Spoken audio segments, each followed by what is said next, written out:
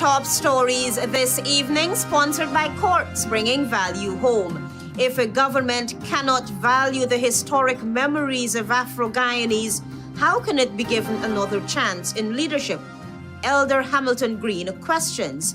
M&CC promises to take matters into its own hands as Culture Ministry refuses to budge on construction works at 1823 Monument.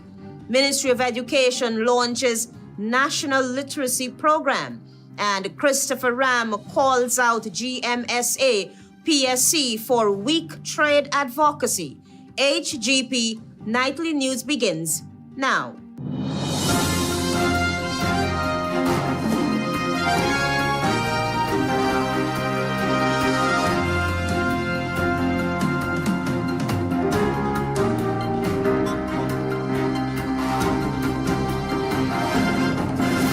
Good evening to our viewers here in Guyana and online. I'm ALETHEA Grant with the Thursday, 7th August 2025 edition of the HGP Nightly News. This is what we will tell you this evening.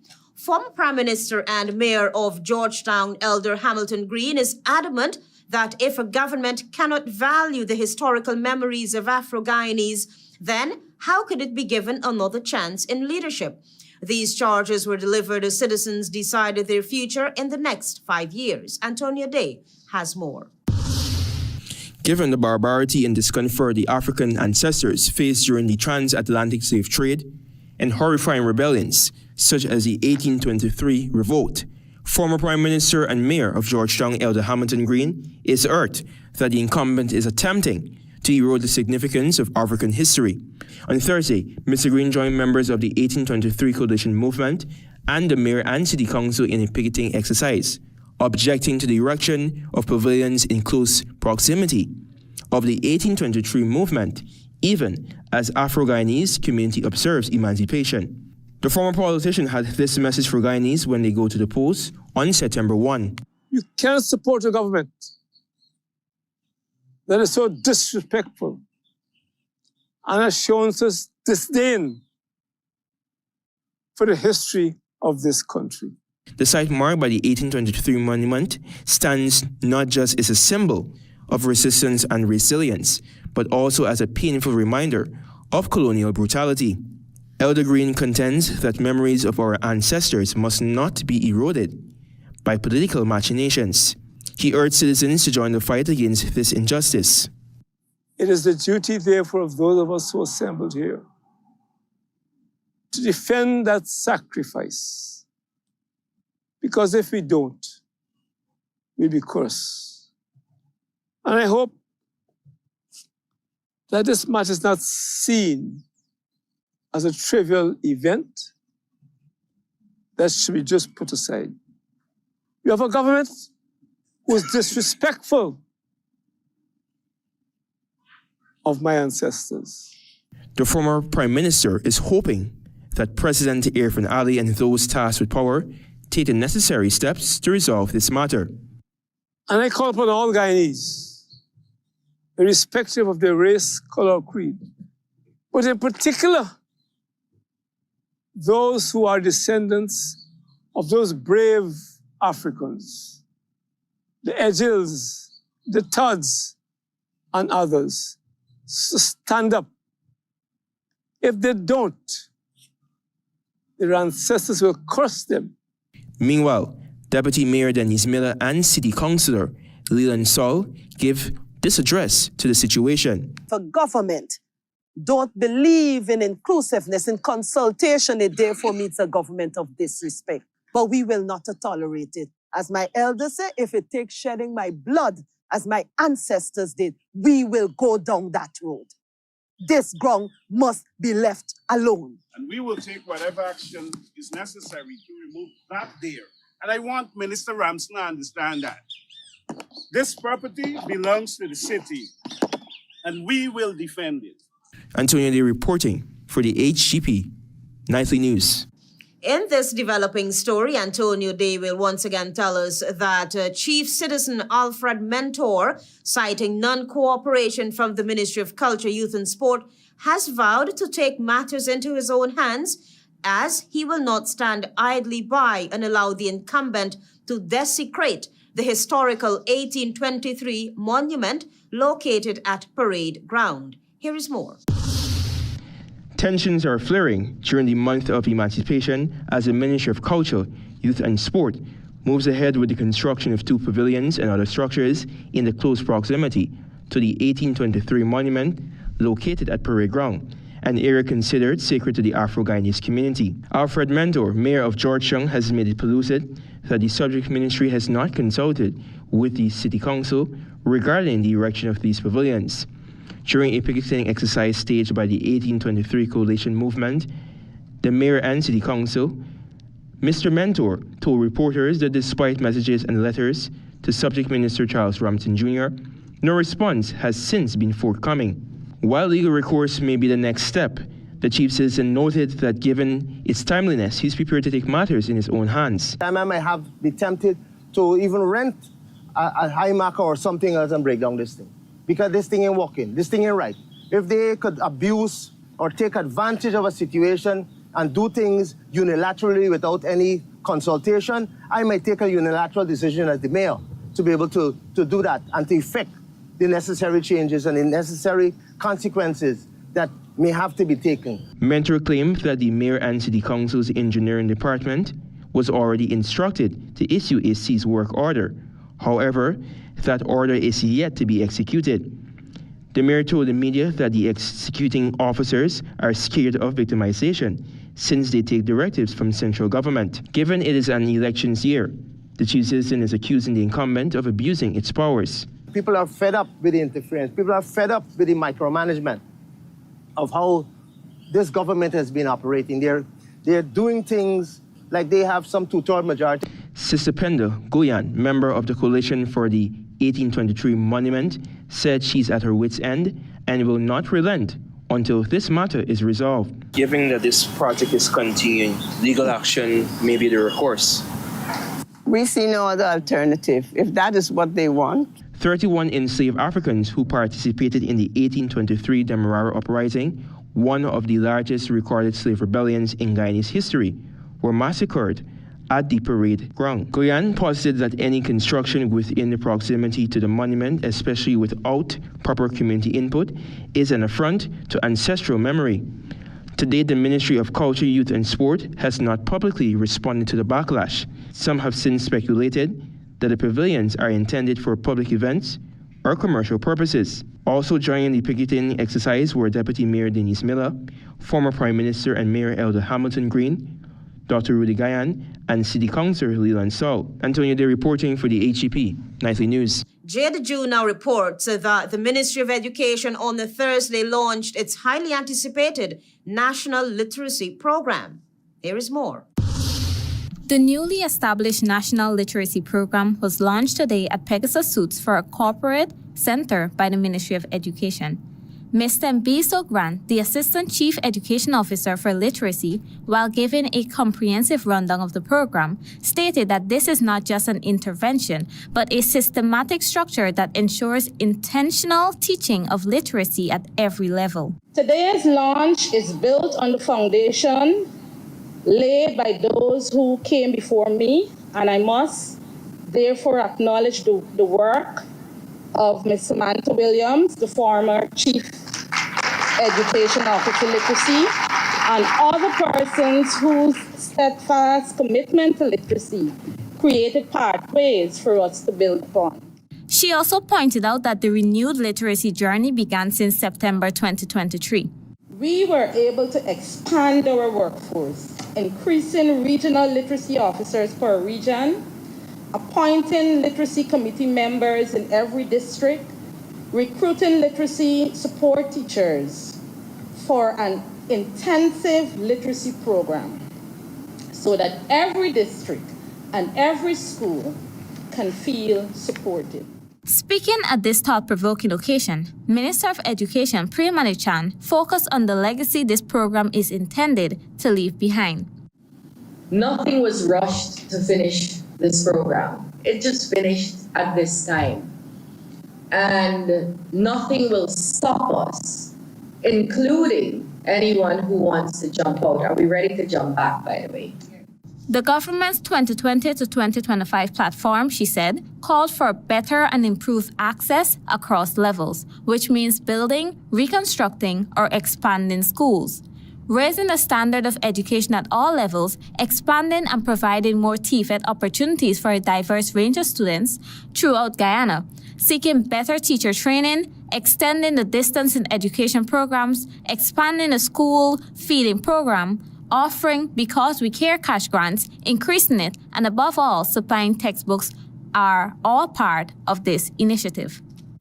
We're trying to address people who the system has failed and have left the system, so they're no longer in school. How do we make sure they are literate? Jayla June reported for HGP Nightly News. Join us after the break for more news.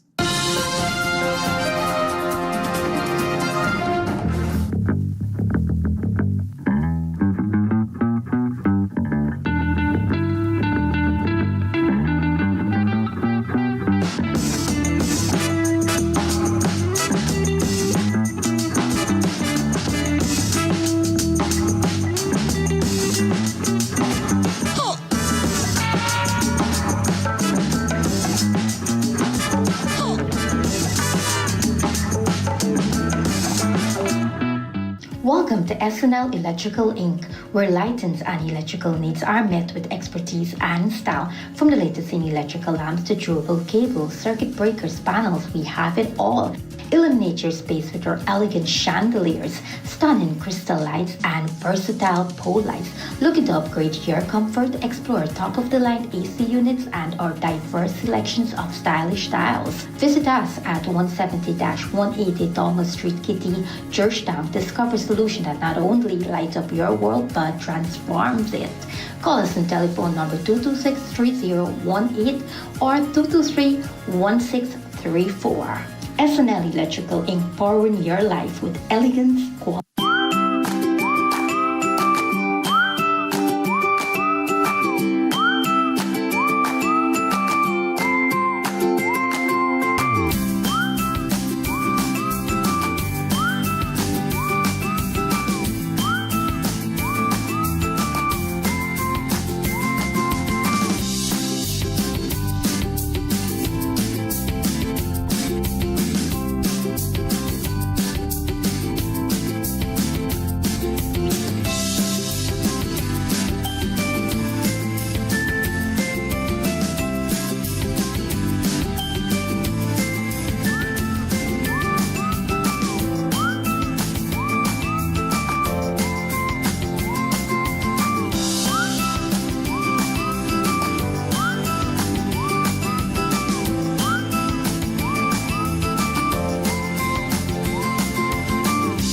Krishna Roth Establishment. No job is too small or too large.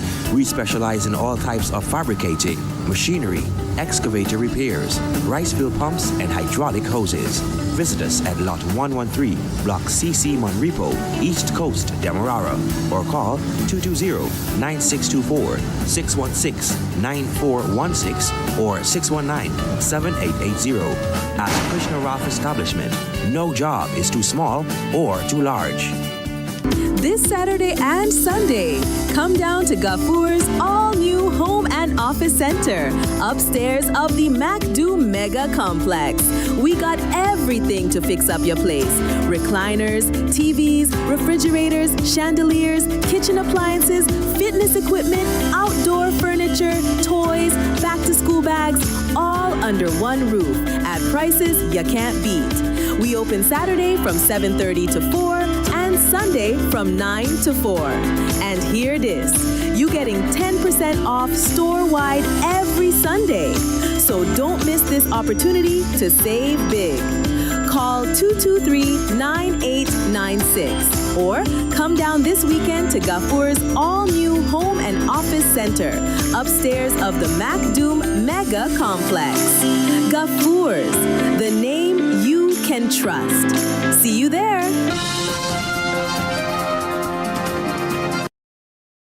Welcome back with the HGP Nightly News. The Ministry of Home Affairs, in a statement on Thursday, advised the public that this image currently circulating online, claiming that Monday, September 1, 2025, has been declared a public holiday, is fake. This fabricated notice, which falsely appears to be issued by the ministry under the Public Holidays Act, did not originate from the Ministry of Home Affairs and should be ignored in its entirety, the ministry said. The ministry is urging members of the public not to share or repost this false information and to always verify announcements through the ministry's official website at www.moha.gov.gy or its verified communications platforms. In this Antonio Days report, you will hear that 27 new Peace Corps volunteers will be working in various communities across Guyana to boost public health, education, and environment. Here is more. On Wednesday, at the Umanayana, the 36th group of U.S. Peace Corps volunteers were sworn in with the aim of contributing to sectors such as public health, education, and environmental development. The 27 volunteers include 3 response volunteers, 5 healthcare workers and volunteers, 11 environmental volunteers, and 8 education volunteers. Nicole Therio, the U.S. ambassador to Guyana, expressed her appreciation for the efforts of Peace Corps volunteers nationwide. She expressed appreciation to the communities that had welcomed the volunteers and to the host families for their kindness. When meeting Peace Corps volunteers, I am always really impressed by the incredible positive relationships that they build with their host families, in their communities, and with their counterparts. Ambassador Therio emphasized that the volunteers are the epitome of what the United States has to offer the world. Peace Corps volunteers reflect the very best of what the United States offers the world. And just as importantly, they will bring back to the U.S. the very best of what Guyana offers. Many of the volunteers go on to serve in government or with international organizations, continuing their journeys of impact, it was noted. And today, you join over 3,500 Peace Corps volunteers who are on the ground today serving around the world. In coming days, when you are settled into your new communities, I encourage you to reflect on the journey that brought you here. The contributions of the Peace Corps volunteers were also praised by Health Minister Dr. Frank Anthony, who pointed out that even modest actions can have a big, long-lasting impact. Volunteers from the Peace Corps exchange skills and knowledge with the community members to help create sustainable change through work in 6 sectors, namely agriculture, community economic development, education, environment, health, and youth in development. Antonio Day reporting for the HGP Nightly News. More news for you. Stay tuned. Planning a cleanup? We can help. Sevon's Waste Management skip bins can be provided for home renovation projects, yard cleanup, or construction project. It's simple. Step 1, give us a call. Step 2, we put down the bin. Step 3, load it up with all of your junk. Step 4, we take it away. That's simple. Bins are also available in various sizes, so there is no job that is too big or too small. Call Sevon's Waste Management today at 218-1455. When you are identified at the polling station as the voter you claim to be, you will be given a ballot paper for you to vote. The election official who gives you the ballot paper must stamp it in your presence at the back of the top section and bottom section with the official 6-digit number of the polling station. If you are given an unstamped ballot paper to vote, it is your right to insist that it must be stamped correctly before you accept it to cast your vote. If you vote on a ballot paper paper that is not stamped with a 6-digit number, your vote will not be counted because a ballot paper that is not stamped is not valid.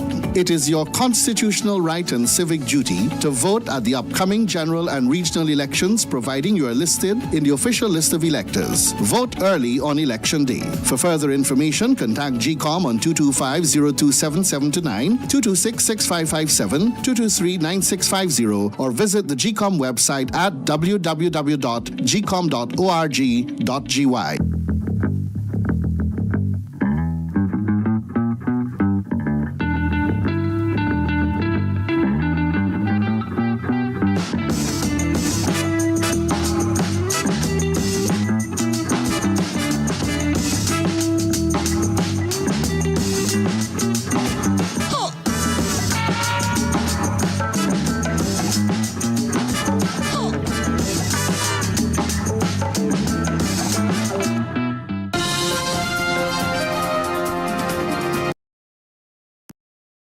Thanks for staying with us. You're with the HGP Nightly News. The Tourism and Hospitality Association of Guyana, THAG, is urging all political parties, stakeholder bodies, and the general Guyanese populace to uphold the code of tolerance, maturity, peace, and stability, particularly during this critical period leading up to and during and immediately after the general and regional elections.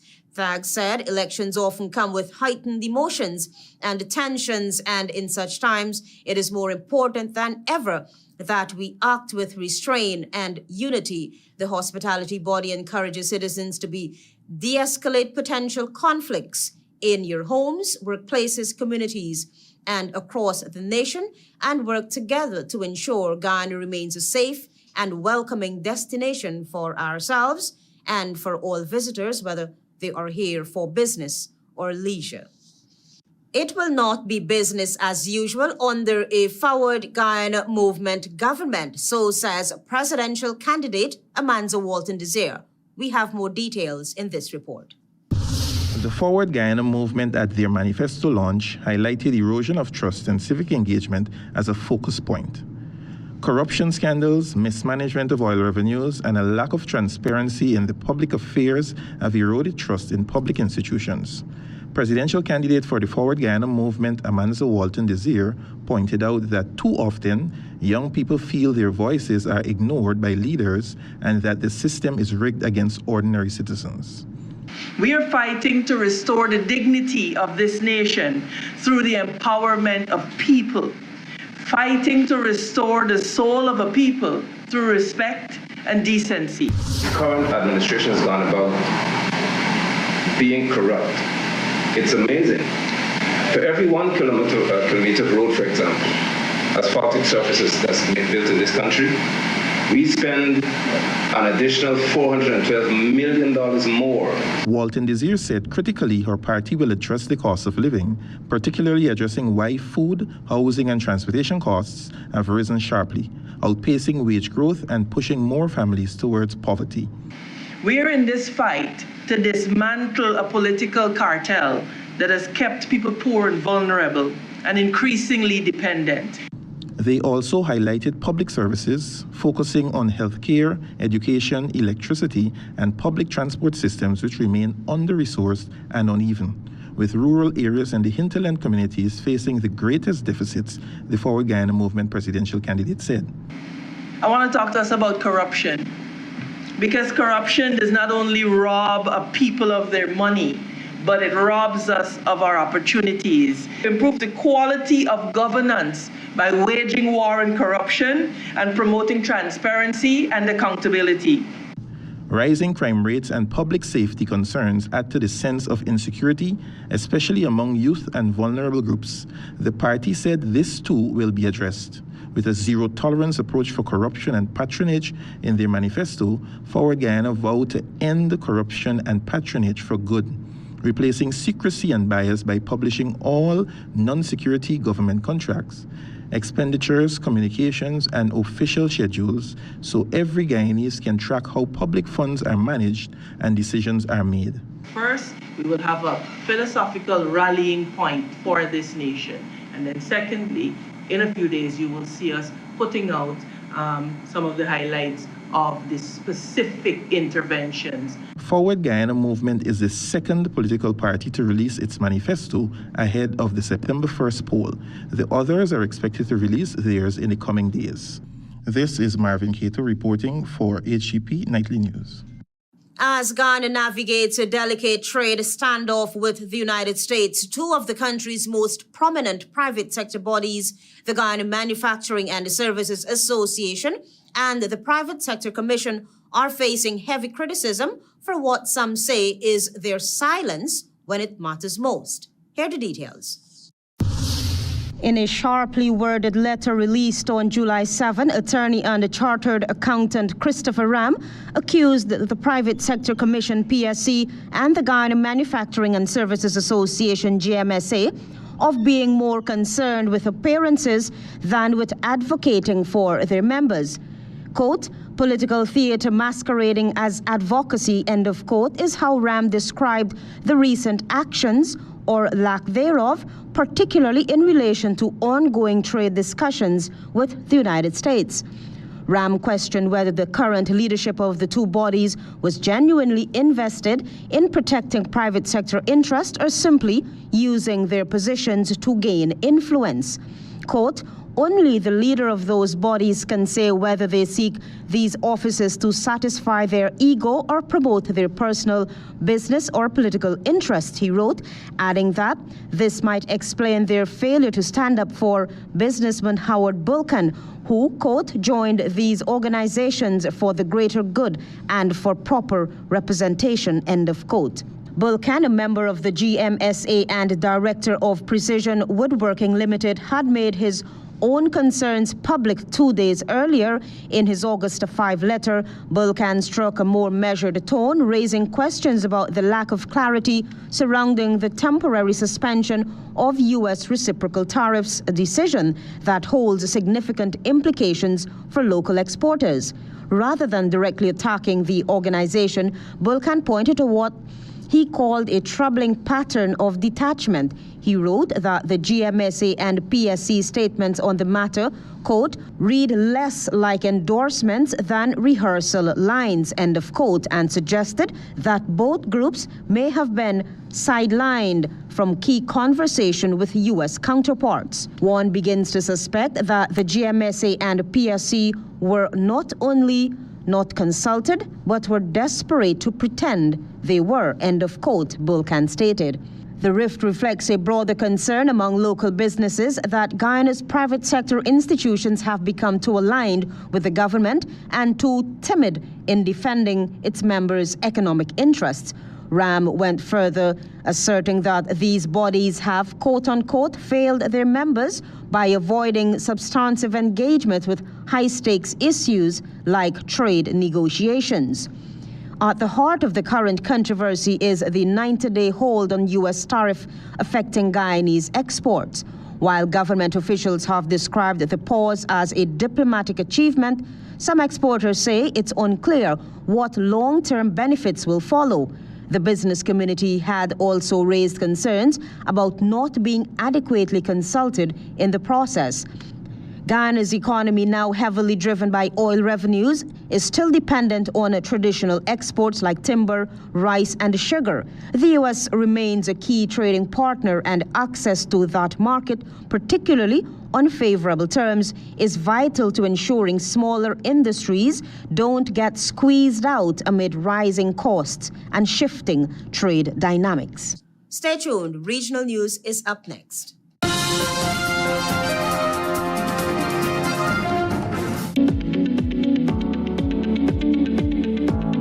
I got a real problem, buddy. I want to vote on election day, but I got to work a 12-hour shift every day from Monday to Friday, from 6 in the morning to 6 in the afternoon, boy. I got the same problem. I registered to vote in Kitty where I live in, and I walk in till up in Linden. And I only get Sunday to go home, and then back again Monday for work. You know, truly speaking, the hours you work in and the place where you work should not prevent you from voting. Really? How come? Listen. The law makes it absolutely clear that employers should give time off to their employees so as to vote. All you have to do is inform your employer that you need time off to exercise your constitutional right to vote. For real? That's exactly what I can do. Hey, me too, buddy. Yeah. I didn't do that so bad.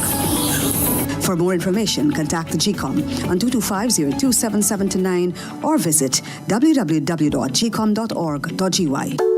Turbo with a new look, new style, with the same great taste in the 250 ml can. Everybody run out now. Go and go grab one.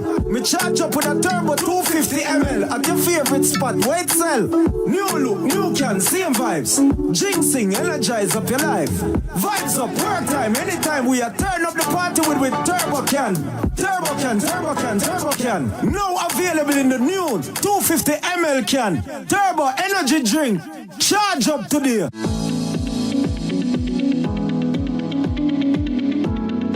Hi, Miss Shirley. Miss Shirley, help me out now, please. Why everyone telling me I must exercise my right to vote? Me ain't got time for that. Why must I vote? Why must you vote? That is your constitutional right and civic duty, my child.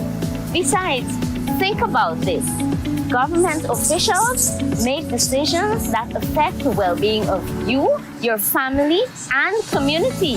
By voting for a party of your choice, you will be electing the people who will be making these very important decisions. If you don't vote, then you will allow the people who vote to choose government officials without your input. Those others may not share your views about issues that matter to you. Wait.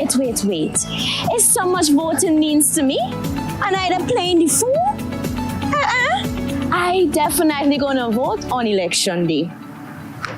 For more information, contact the GCOM on 225-027729 or visit www.gcom.org.gy.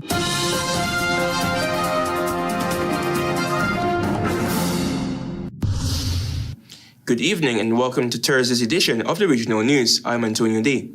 We begin with news in the region. The Organization of American States said that categorically it rejects what is termed the false and misleading allegations recently published regarding the internal functioning, human and financial resource management and political agenda setting of the hemispheric body. And I quote, "The accusations are not based on accurate facts and provide a completely out of context and misrepresented reality. Unfortunately, misrepresentations and fake news have to be countered these days," the OAS said in a lengthy statement. While the OAS did not name the source of the false and misleading article, the Antigua and Barbuda ambassador of the OAS, Sir Ronald Sanders, in his weekly column published by the Caribbean Media Corporation, noted that it was published on a website I had never encountered, and that the article is nothing less than a hatchet job on the OAS Secretary General, Albert Ramden, who is from Suriname. Ramden, who officially took up office as Secretary General on March 27th this year, succeeding Luis Almagro, has said that the basis of every action thus far has been in full accordance with the OAS Charter, rules and procedures, past and present precedents and practices, financial checks and balances, ethical standards, and the advice of the very capable workforce of the organization. He said on strategic policy issues, the Secretary General consults regularly with member states and regional groups. The OAS said too that the internal actions of the new administration have all been carried out, while the various political agendas and regular technical programs are also addressed.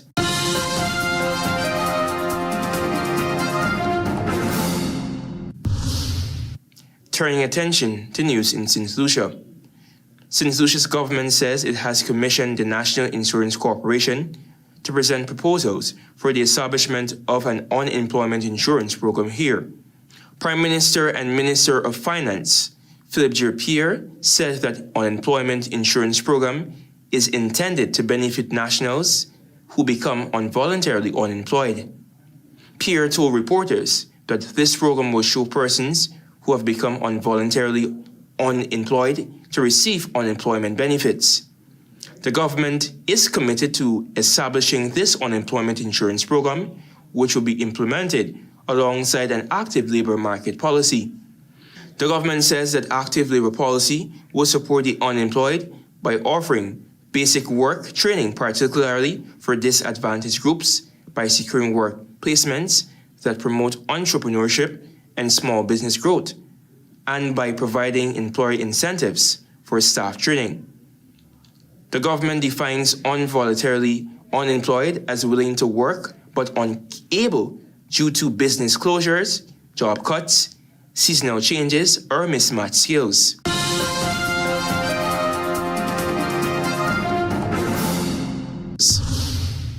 And finally, with some international news, Angela Rayner has given China 2 weeks to explain why parts of its plans for a new mega embassy in London have been banked out.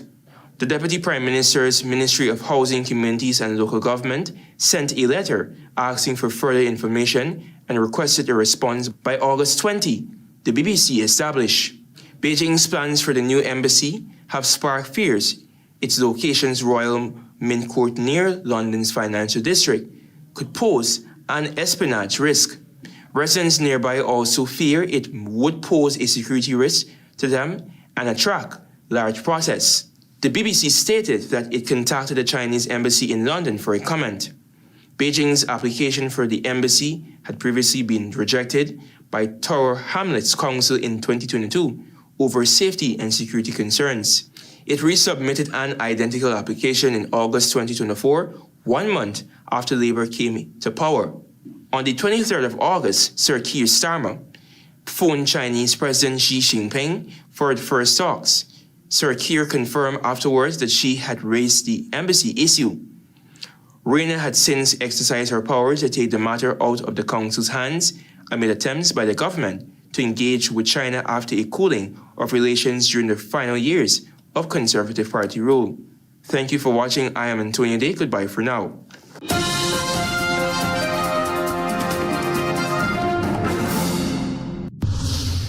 If a government cannot value historic memories of Afro-Guyanese, how can it be given another chance in leadership? Elder Hamilton Green questions. M&CC promises to take matters into its own hands as Culture Ministry refuses to budge on construction works at 1823 Monument. Ministry of Education launches National Literacy Program. And Christopher Ram calls out GMSA, PSC for weak trade advocacy. Those are our major headlines. For these stories and more, please go to our website. It's www.hgptv.com. I'm ALETHEA Grant. Thanks for watching.